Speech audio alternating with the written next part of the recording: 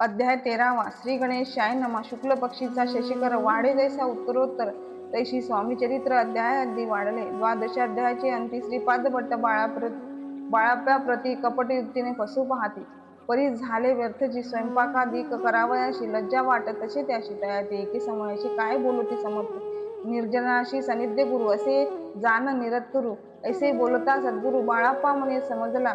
सेवेकऱ्या माझी वरिष्ठ सुंदराबाई होते तेथे त्याने सेवेकऱ्यास नित्य त्रास द्यावा व्यर्थची नाना प्रकार बोलवणं करी सर्वाचा अपमान परी बाळाप्पावरी पूर्ण विश्वास होता तेचा परी कोणे एके दिवशी मध्यरात्रीच्या समयाशी लघुशंका लागता स्वामीशी बाळाप्या ते उठविले तरीपासून बाळाप्याशी त्रास देता हनिर्षी घराने सांगता समर्थाशी बाई ते शब्द ताडित अक्कलकोटी श्री समर्थ प्रथमता ज्याचे घरी येत तो चोळाप्या विख्यात स्वामी भक्त झाला एक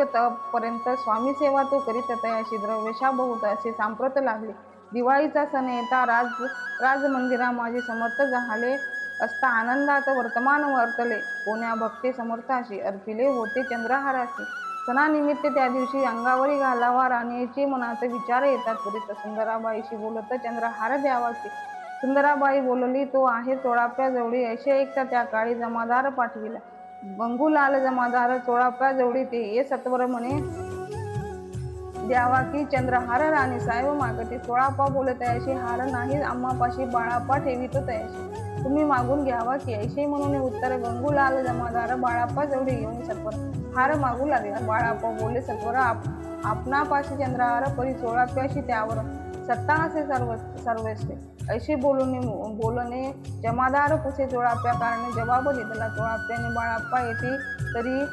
हे जे ऐसे भाषण ऐकून जमादार परतून नृपमंदिरी येऊन वर्तमान सर्व सांगे चोळाप्याशी ऐकून कृती राग आला राणीपती सुंदराबाईने गोष्टी त्याविरुद्ध सांगितले कारभार चोळाप्याचे करी जो होता आजवर तो काढून त्यास दूर करावे राणी म्हणतसे ऐसे एके अवसरी काय झाले नवल परी बेसली समर्थाची स्वारी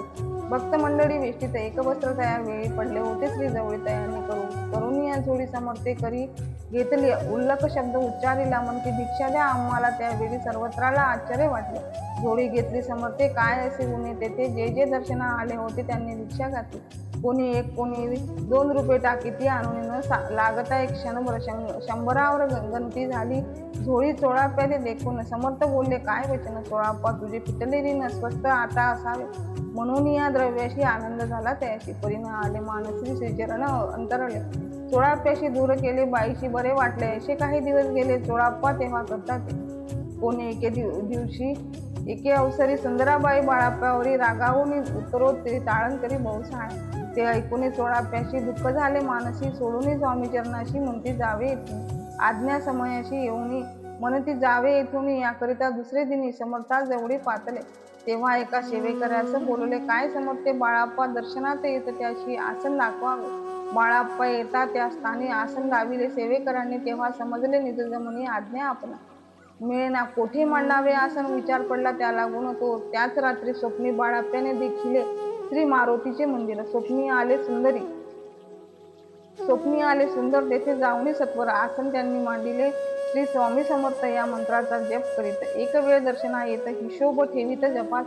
काढून दिले बाळाप्याशी आनंद झाला बाईशी गर्व भरे ती कोणाशी मानी